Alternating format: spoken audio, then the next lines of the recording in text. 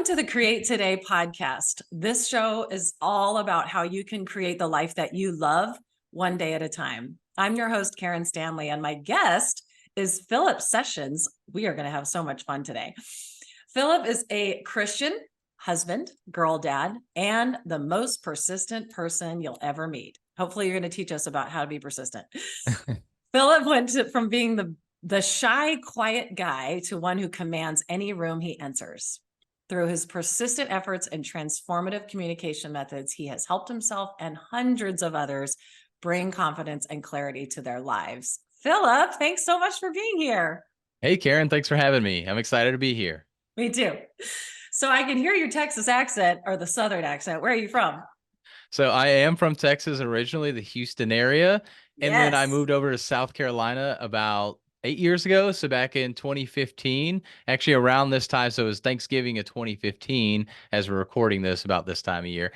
But Yeah. I moved over here to South Carolina for a job, and I can get into more detail on that later. But because of marrying my wife, who she has a very thick accent, I've picked up a lot of that accent from her. So. Oh, that's awesome. Is she from Texas too?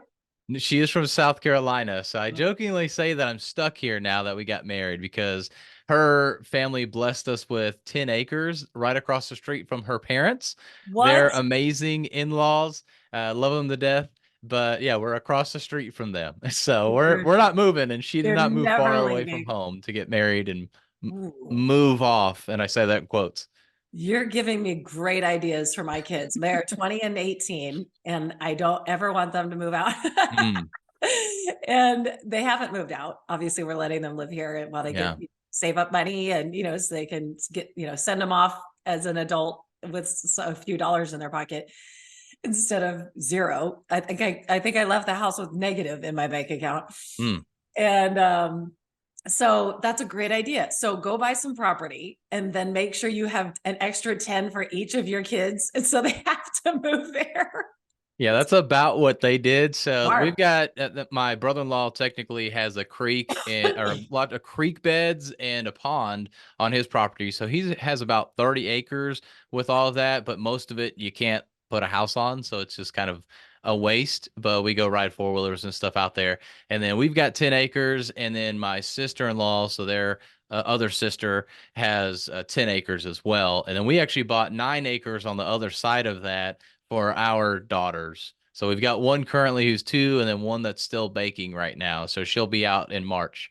Oh, that's so exciting. Congratulations. Yeah, it is really exciting. And like you said, that idea, that was our idea there. Hey, we want our girls to be here or whoever the second one was when we first purchased that property to be able to stay close by and be able to build a house and everything. And I mean, what a great gift because property is only getting more expensive. Yeah, huge gift. That's brilliant. I'm so glad you Yeah. brought. As soon as we get off, I'm going to be, searching for land ASAP, of course. There we go. Yeah. So that's awesome. I want to talk about persistence and I want to talk about how like tell us what it was like being you are the self-proclaimed shyest, the shy guy. Yeah. What does that look like? I mean, so you're from Houston area. Is it a small town or is it a larger suburb? Yeah, I was about an hour outside of Houston in a Oh, so small it's a town small called town. Hockley, Yeah. Hockley, so hockey with an L in there. Hmm. But yeah, small town. I graduated with maybe 320 students in my graduating class, so not super tiny, but definitely not huge like some of the schools closer to Houston, which had like 1,500 for a graduating class and Oh yeah. everything. Yeah. So Most of them do 1,000 to 2,000 every high school, every year, yeah. every Yeah, but really why I was shy was just because I mean, literally would not talk. It started in third grade, if I want to go all the way back there, where I'd missed a day of school. I come back to school the next day and ask my teacher, "Hey, what did I miss?"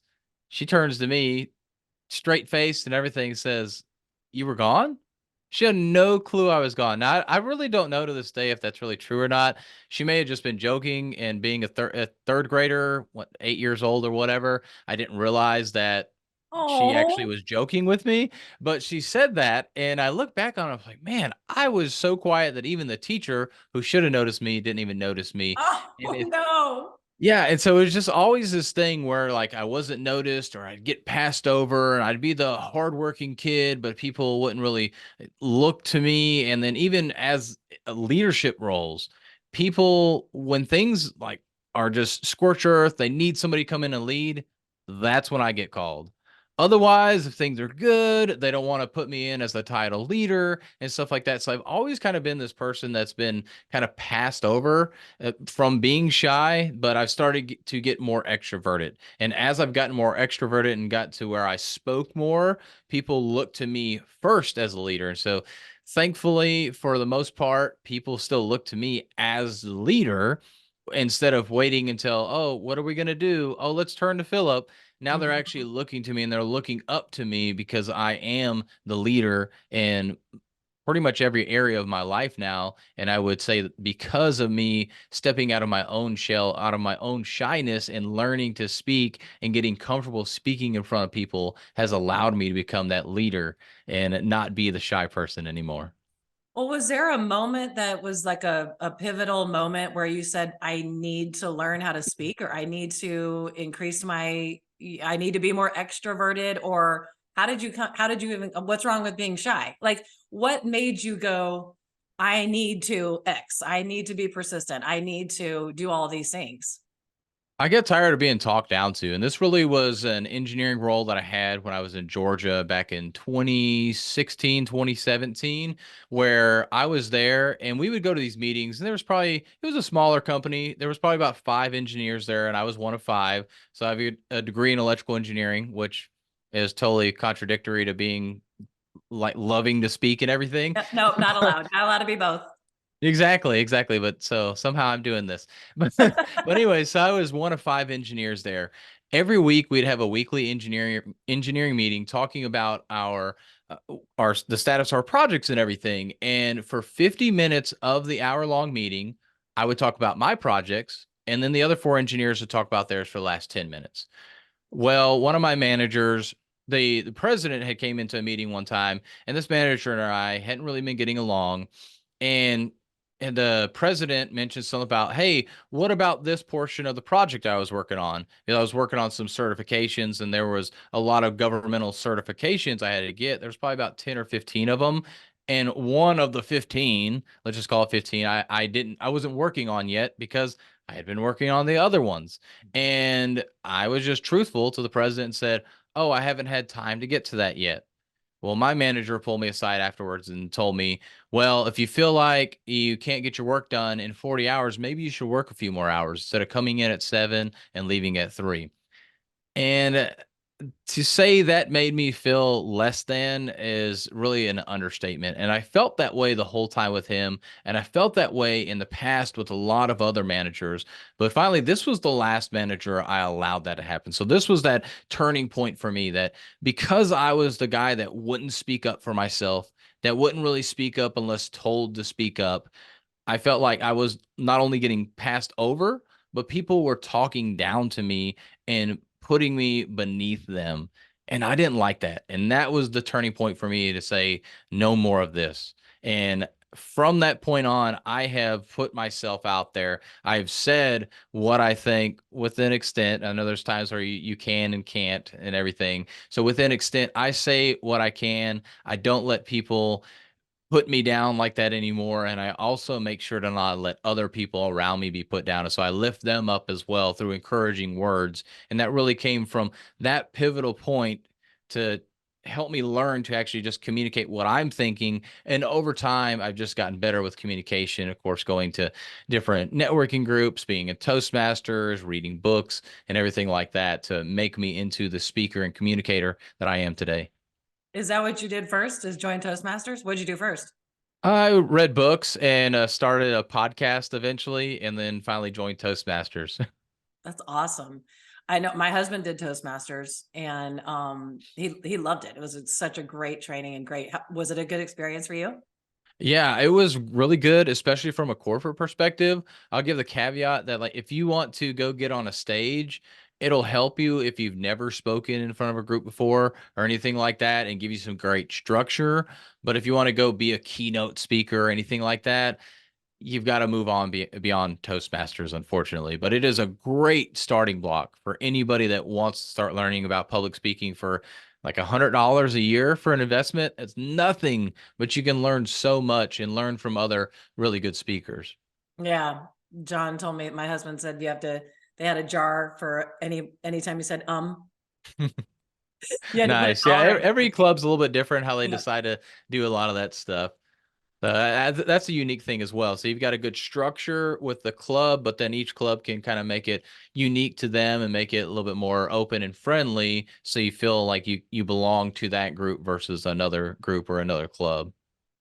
So did that help you advance along in your engineering career? It did not actually. I didn't spend enough time with Toastmasters, if you will, and then also my engineering career kind of have just has stuck with just engineering. I found out a lot through being the person that's doing the work never really gets far. And it's funny how it correlates. The corporate world and the business world correlate with each other. If you're always the one doing the work, you can never advance along in your career to be going into management, into leadership. And the same way with your business. If you're always working in the business, you can never grow and scale the business. And so, because I mean, I guess it's helped me, but it hasn't helped me rise the ranks of leadership, if you will, within my engineering career. So, I mean, it has helped in certain ways, but not yet, I guess, within the leadership realms of the engineering career.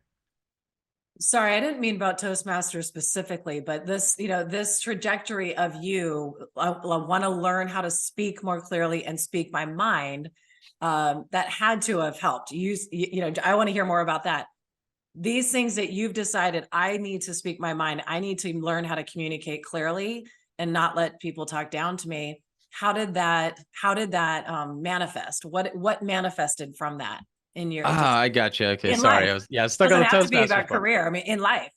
Yeah, yeah. So from a career perspective, it's really helped me to be able to get pay increases, to be able to get the things that I want, to express that, hey, this isn't working here, or just even say, there's a lot of times where management doesn't understand what's going on and they'll start to question things, and I'm proactive on them. Like, look, here's what I'm working on, here's what I'm going to do. I'm going to continue to do these things unless if you have a question, then let me know. Otherwise, I'm going to do it. If you want me to report to you, cool. If not, I'm not reporting to you every single day on every little thing that I'm doing. I'm going to be autonomous and do my work. If you've got questions, let me know. And so it's helped me be more confident when it comes to the corporate world, when it comes to my personal life, whether it be my intimate relationship with my wife or my kids or with friends. It just helped me there as well because I know how to navigate a conversation and be able to get to the point of what we're trying to talk about. And there's times where we're just hanging out, being friends, but there's times where I can sense that there's something wrong. And when I wasn't great at communicating or seeing signs of somebody feeling good or feeling bad, I would just, hey, we just talk, have a conversation, and go on about our merry way. But I started finding that I could sense a change in their mood based on certain conversations or topics we were talking about. And so, based on that, I've been able to deepen a lot of relationships with friends because of that. And then also get rid of a lot of friends and a lot of those bad apples, like we were kind of talking about offline, because I can sense that they're not people that I should have in my life. And I can have those direct conversations with them, which I used to not be able to. And it's still a struggle for me to have those direct conversations a lot of times, those really tough or crucial conversations. But just through practice and repetition, I've been able to get better and more comfortable at those kind of conversations. Yeah, I think there's a lot of us that struggle with those direct, tough conversations. What are some of the tips that you can help people with that are they really have a hard time with this specific thing, having those hard conversations with either a coworker or their spouse or their child? Um, but they've got it on their heart, but they can't get it out. That's something I struggle with. And especially when I was younger, the older I get, the more reps I put into it and realize that the outcome of the hard conversation is always so great. Yeah. And that's where the breakthroughs come from. And with me and my marriage and my children, is that when you sit down and you have that conversation you really don't want to have, um, I know a lot of people struggle with this. We don't want confrontation, and we want to please, we want to help people, be happy. Where do you start when you're really worried about somebody's listening right now? If they're really worried about saying what they need to say, what do you do? How do you help them? So I would come up with a game plan because in those conversations, everybody's emotions go high. And when our emotions go high, our brain function goes low, unfortunately, unless if you start to really get good at this. And so you'll see master negotiators where they stay chill. They're just calm the whole time because they realize if they get emotional, then their emotions will go high, but their brain functions will go low, and therefore they just start communicating off of emotion and not logic. And there are places for that emotion, but for those of you that haven't had these kind of conversations before, literally write down the points that you want to talk about. And I would even think through the conversation. Hey, and because I know you've went to your spouse before and probably talked about something and you've seen how it went off the rails. Write that down. Say, hey, I want to talk about the fact that maybe we're going out too much to eat and we're spending too much money. Okay, well, for me being a man, typically the wife is cooking, or at least my wife cooks in our household. And so if I'm telling her, hey, I don't want to go out to eat as much because you need to cook more. Like that's what I'm telling her. We need to cook more. Well, that means you are cooking more. Well, that means she's having to do extra work. And so that's asking a lot for her. So I need to figure out a compromise. So when I go into that, so if I'm asking her to cook more, what are some things that I can also make sure to bring up as far as a compromise? Because she's probably going to start getting mad because, well, you're going to make me cook more. That's what you're saying to me. No, no, no, no, no. And so think about things of how they can react. So no, write down what you want to talk about, the talking points that you have, and then work through things that they're going to react about or could potentially react about, and then write out how you would respond to those reactions, and then even have a game plan, especially when it comes to from a man's perspective. At least when you have a game plan, and really for anybody, when you have, and I was talking about a man's perspective for talking to your wife. Mhm. But when you have a game plan and you're not just, we're doing this thing, but you say, we're doing this thing because of XYZ. And when we get done with it, we're going to have 2x what we have now or something, whatever that situation may look like. When you show the vision and where you're planning to go with what you're going to talk about, really helps out with that conversation as well. So I'd say those two things, like know where you're going to go, and then also have the talking point with some possible responses based on reactions of the person you're speaking with. Yeah, I love that. That's great. And is that what you found as well? As I know you said you used to struggle with that and everything. So I'm Yeah. curious, is that what you found? It's interesting that you say that, because I would start by writing the notes down. Okay, so here's what's on my heart. This is what I really want to discuss. It's very uncomfortable. And but I really need to talk, we need to talk about this, whatever it is, over the years. And so that I would not necessarily have the notes in front of me, when we sit down. Hmm. I just like to get it clear and Yeah, into my brain. And then, you know, you can't really predict what's going to happen, but you just kind of go with it, just kind of when it goes off exactly. the rails. I know you are now you are training people how to do more towards speaking toward like professional speakers, right? I mean, like Hmm. not specifically speaking in relationships, but it all helps. Yeah. It's all communication, no matter who you're communicating with, right? 1,000 people or just your husband. And so now you're training people to do this when it goes off the rails and the emotions are way too high and we're not really being productive. What are some of the strategies that you recommend? So remember, first of all, that it's not you. You are not the reason why they're getting mad most of the time. There are times probably you are the reason, but for the most part, when they are reacting that way, it's really a flight or fight response. And in this case, they feel like they're cornered right now because you've kind of thrown them off. That, whoa, where did this come from? And even if you're trying to come at it very softly, very kindly, they'll still feel like they're being put into a corner. And so now they can't flee away.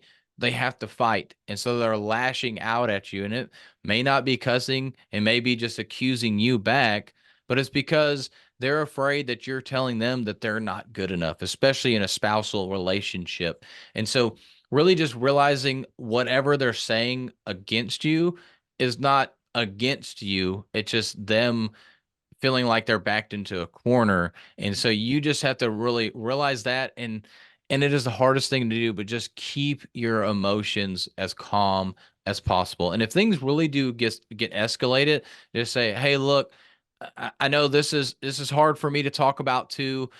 Why don't we take about 10 minutes, 15 minutes or something? I want you to really think about this because maybe I did bring this out of left field for you, and let us come back to it." Because a lot of times that's the other thing too, that you're bringing something up that you've been thinking about for days or weeks. And this actually happened with my wife when we were dating. I'd been thinking about it, just things weren't working out, but I wanted to break up with her in person. And so I waited like over a week till we could finally get in person because she was working nights and this crazy schedule. And when we finally met, she was totally thrown off. She had no clue that we were at this point that we needed to break up. And I mean, now we're married, but I decided to give her another chance because of that. But even then, when I started talking about it, she was ready to just jet off. And I just had to hold her close and no, we need to talk about this. This is not something that you can leave right now. We have to talk. And so I just stayed really calm in that situation. So I would say just stay calm. And if both of you can't stay calm, or if they're just so beyond any kind of logical emotion at this point, then give them some time to think about Yeah. it. Let them be able to come back because you probably put them in a corner and they were not expecting that at all. Yeah. Press the pause button. Yeah. Yeah. That's So excellent. that's I what I love would do. that. Yeah, I love that. It's so smart. And then so you are, it's like what made you want to start teaching and coaching people on, communication and speaking? When did that happen?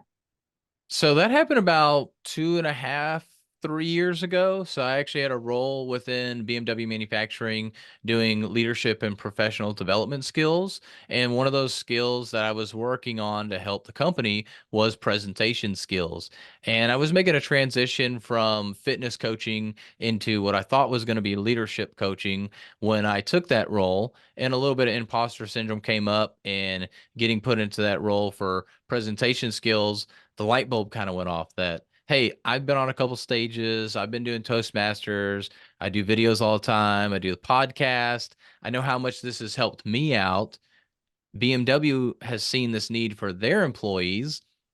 Why don't I look at doing something for my own self or my own coaching practices to help other people out? And so that's really how that started, because of how it's impacted me and how I've seen it help me throughout the years, and how I can see how speaking more specifically for what I do now can help a business owner or a salesperson when they go to speak on stage to be able to create more impact and influence to be able to get more sales.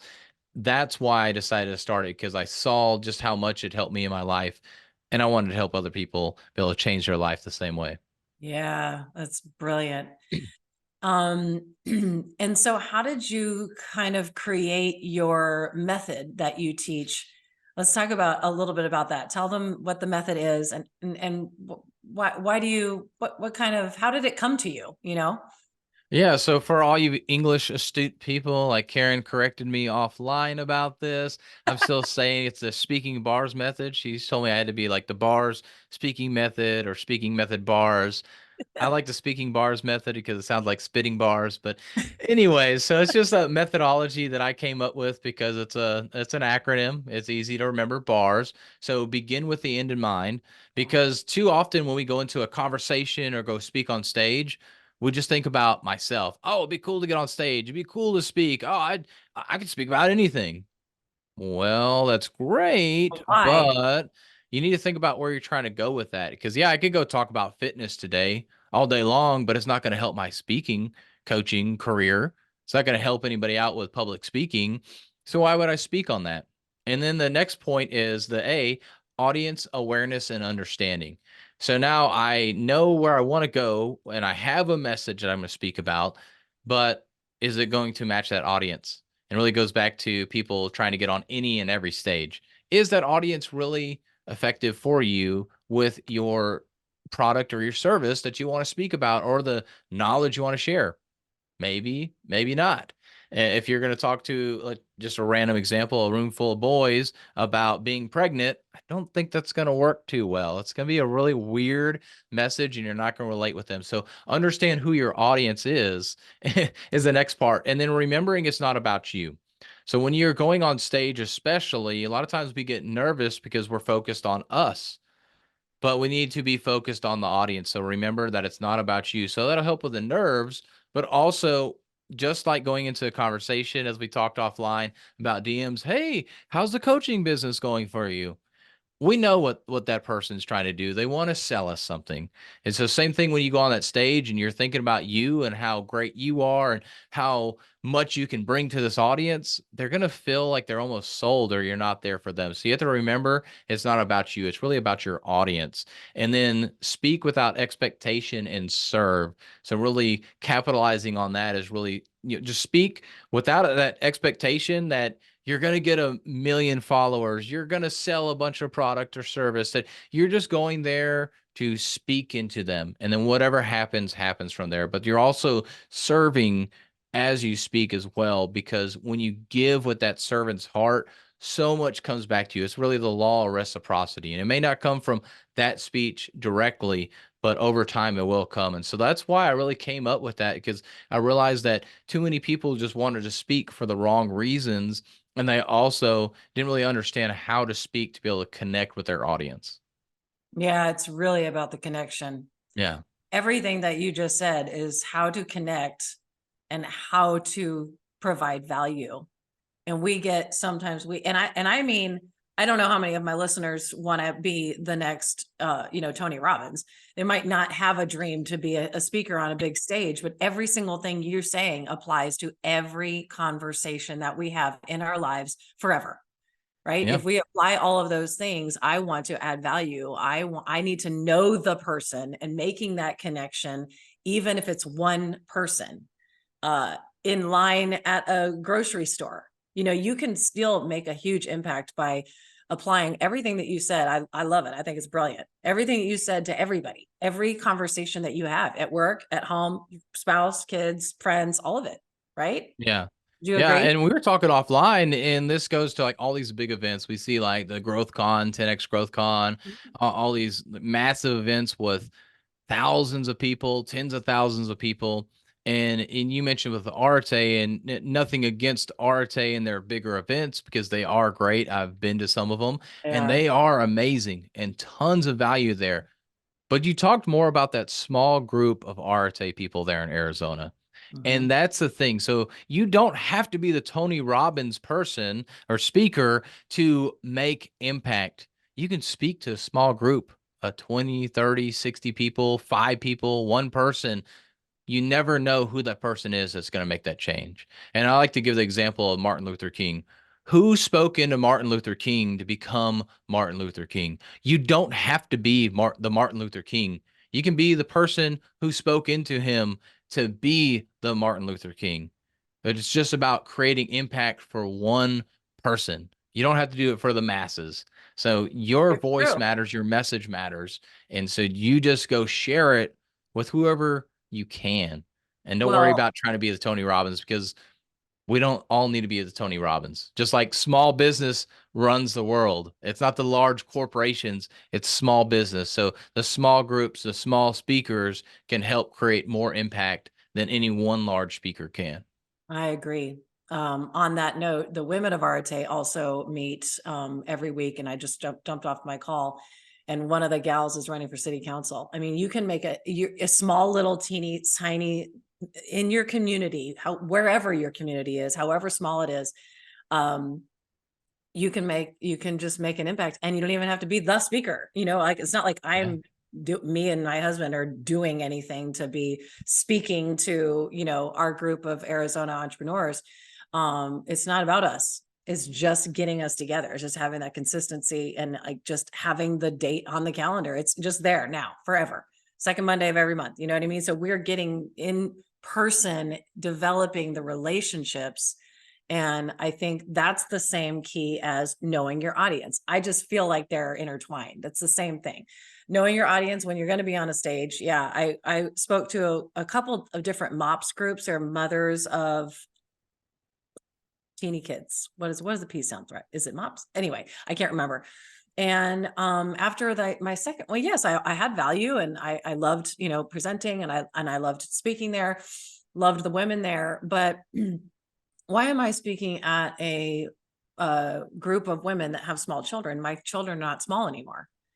And I just thought, yeah, it doesn't really I'm not really resonating with this, because they have, when your children are teeny like yours, Hmm. and your life is completely different. Your life 100% depends on the age of your children. That's what depends, that dictates everything in your life.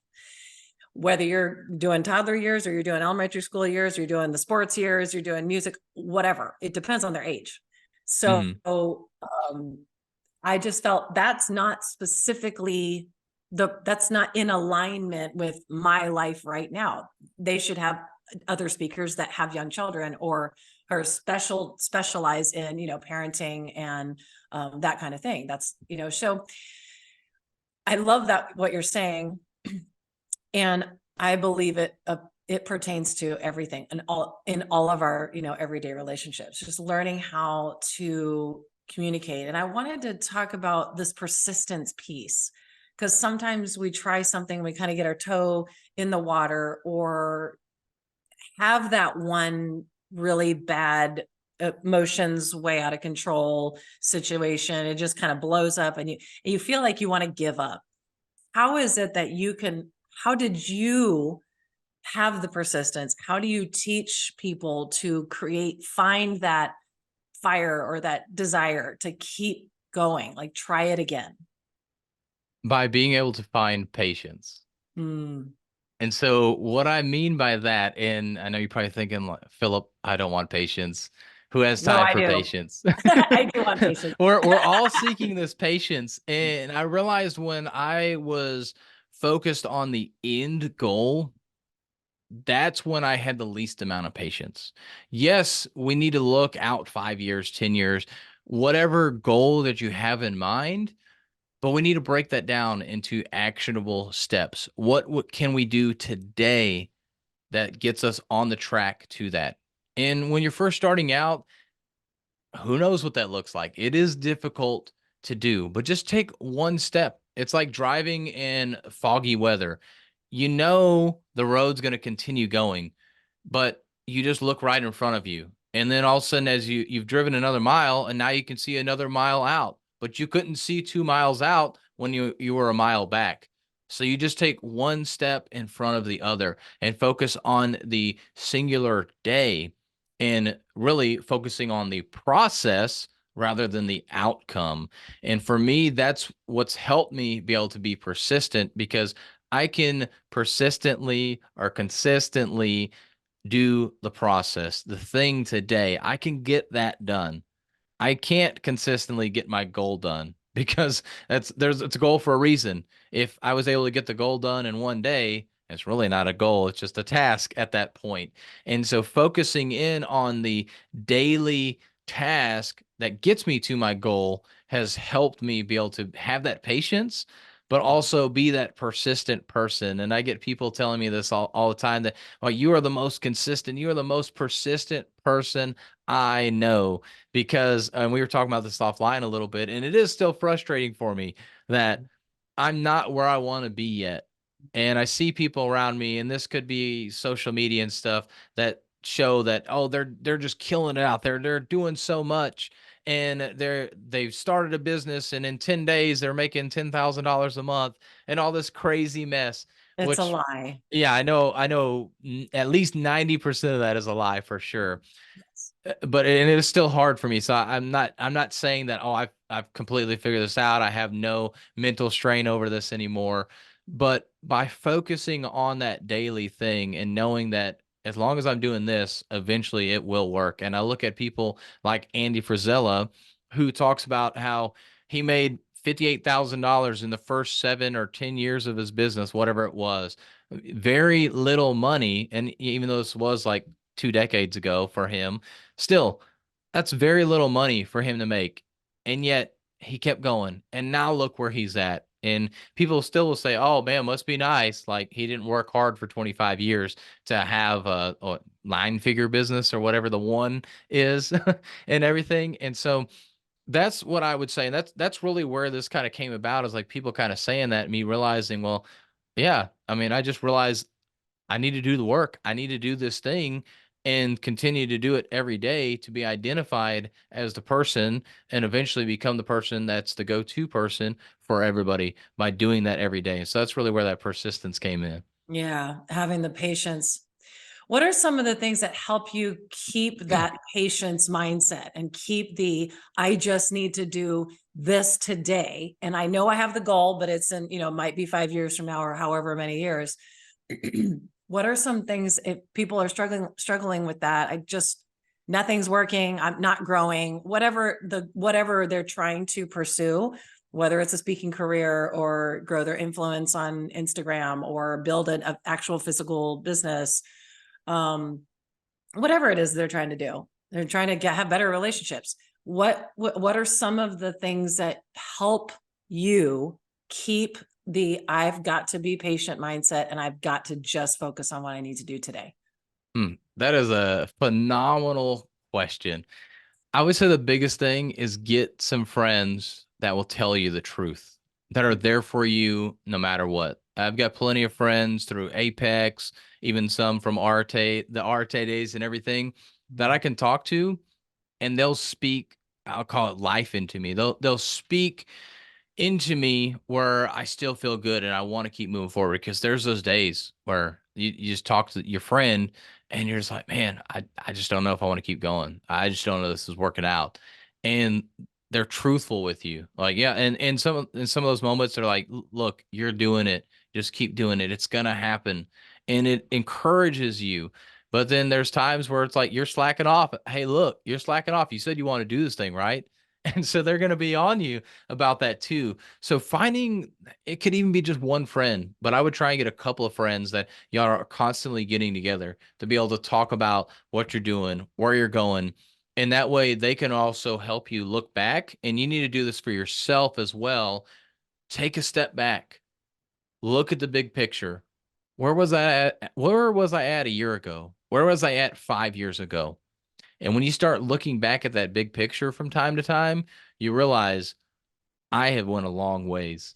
And so I would say those two things. Take a look at the big picture, and then also have those friends that are going to let you know and lift you up and encourage you in those times when you are down, because those times are coming. And if they haven't came yet, you haven't been on the journey long enough. Right.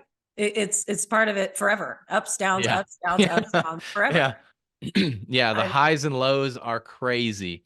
they are And crazy. unfortunately, the highs only last so long. And I mean, it's literally like a drug. You want it again so bad, and you just keep going and you keep fighting through all the pain and all the struggle to get that high, to only go back to, well, what's the next thing? And that's an entrepreneur for you. Yep. You That's meet the something. goal, and it's the goal's moved on. Like you Yep. don't even celebrate hardly. So I would also say celebrate those moments as Yeah. well. Don't just sit there. Okay, cool, hit it. On to the next thing. Oh, we haven't met our goal now, our new goal. No, celebrate in the moment. Don't take a week and celebrate, but definitely celebrate in the moment. Yeah. Be proud of yourself. Share that accomplishment on social media. You get a bunch of likes. That'll give you some dopamine. but, Yeah. but It's just so, share those things. there's two things I want to point out. Now that we know that it's scientifically proven that the progress actually releases more dopamine than the achievement of the goal, than the attainment itself, that makes so much sense. How the just making the progress helps you, and how that is giving you the dopamine that helps you feel good because you have progressed, not as much as when you actually attain the goal. And I love that you're saying to compare where you have been. And a lot of the trap that we get into, we were just talking about this Hmm. before we started recording. You're constantly, everybody else's feed and highlight reel is in front of you all the time. Yeah. And the trap to compare yourself to someone who started a long time ago is it's it can be it's so easy to fall into that trap. Yeah. When you agree. So I like what you're saying. No, I mean, if they're doing something great, emulate some of the things that they're doing. That, what can you learn from those people that are way ahead of you, been doing it longer? And remember that it's been 25 years. If you're talking about Andy Frisella, right? Yeah. Who owns First Form, and he's also the founder of Arete. Just for in case any of my listeners don't know what Arete is, Arete is Greek for excellence, and it's a group for entrepreneurs. The founders are Ed Milet and Andy Frisella, and Andy Frisella owns First Form. Brilliant, brilliant, brilliant buy. If you don't know who Andy Frisella is, you need to go listen to his podcast for sure. This is awesome. Yeah. But I just want to clarify that for some people that might not know what Arete is. But what you're saying is to compare you to you and keep that laser vision, tunnel vision. No, you to you. Where have I come? What have I accomplished? What have I done? Especially on those days when you're looking at one of these guys that, that has 2 million followers, like Ed and Andy. And well, they just started a couple of years ago, and that, you could compare followers, you could compare likes, you could compare shares, you could any of it. You can choose any metric and make yourself feel like shit real fast. Yeah. And what we're saying, kids, don't do that. Emulate people that you want to, who have achieved what you want to achieve, and learn from them, study them, but only compare you to you. Would you agree with that? I would completely agree with that. And I like how you said emulate certain things. And that's what I've picked up over the years. There are certain things that I like about certain people, and that I'll pick and okay, I'm grab this. Oh, I like this about these people. I'm gonna pick and I'm gonna grab that. And just to use Andy and Ed for examples, like from business perspectives, they're amazing guys. I want to learn from them. Same. From, let's say, marriage or religious perspectives, maybe not. I mean, I don't know their complete backgrounds and all that because I Right. don't share all that. But those are they don't talk about that stuff much, so I can't really learn from them. But I'm also not picking that from them. There's other mentors that I have for things like that, and other places where I can learn those things. So yeah, just picking and choosing little things that you like, what other people do, and make that your own. And the cool thing about life and really even social media helps with this as well is you can build yourself into whoever you want to be. Just because you are one person today doesn't mean you don't have to be that you have to be that person tomorrow. And a great Yeah. example of this is myself. I did fitness went back in 2020. I was still a fitness coach, and now in 2023, I've transformed myself into a public speaking coach with a lot of practice over the years and everything. But now the people that meet me today have no clue about my fitness background. And you probably didn't even know about that, like me having the fitness coaching and stuff like that. Like if you look at me, like, oh yeah, Philip works out, stuff like that. But that's about it. Yeah. But I decided to change what I talked about, change who I was, and change, and especially on social media, it makes it a lot easier. But even in person, people will associate me with speaking and not fitness anymore. So you can change your life. You just have to decide to do it and take persistent action day after day, and then all of a sudden, you're this new person. It's true. I've seen that in my life too. I've been in marketing for almost 30 years, and I still have marketing. I'm still doing the marketing for my husband's business because it's Mm, obviously I'm tied to it and I love it and it gives me a lot of joy. And I've been in that this whole time, the last few years. I have started a podcast. I have become a hypnotherapist. Like if you meet me today, like today, you didn't even know I did marketing. Most yeah. people have no idea that I do marketing, have been in marketing forever and ever and ever because I don't talk about it. I don't want any new marketing clients. I just want to help my husband's business. And then I want to do this. I want to do, be a therapist. So I am an example of that too. So anybody who's just listening to this and doesn't even know me except for a podcast or a hypnotherapist, they wouldn't even know. Like, yeah, I've been doing marketing since 1997. It's hilarious, right? So you Yeah. can pivot and change and pivot again and pivot again and pivot again. I think that's also part of the thing that I didn't realize when you do want to do something different, or you see something that you really want to be, or see something you really want to learn, or have a side hustle that you really been dreaming about, or set up an Etsy shop. Like you can do all of it with the person that you are right now. In whatever job you have, if you're a stay-at-home mom, you can start doing things that you really want to do in the capacity. You don't have to blow up the whole house, just to start something. You just start Yeah, one little exactly. thing, right? Exactly. I love that. So great. Well, thank you so much, Philip. This has been a blast. You're awesome. How do people find you? You can find me on Facebook at The Real Philip Sessions, Philip with one L, or over on LinkedIn at Philip Sessions. Nice. And you are coaching people for what would you say your specialty is? Presentation prep. So helping people get prepared to go speak on stage, whether they need help actually creating a keynote or a signature talk, or if they've already got one and they just want to get 1% better, I can help out with that as well.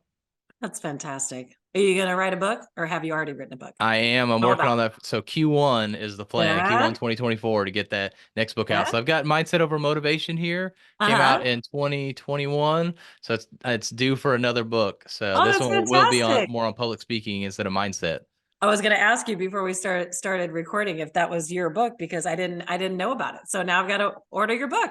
There we go. I appreciate the support. Heck yeah. Mindset over motivation. Philip Sessions, thank you so much for being here. I really appreciate you. Karen, thanks for having me. And listeners, thank you so much for being here and supporting my show. I love you guys. God bless you. And just remember that you can create the life that you want. Anything that you want, just start one day at a time, one thing at a time. God bless you. Thank you for listening. Have a great day.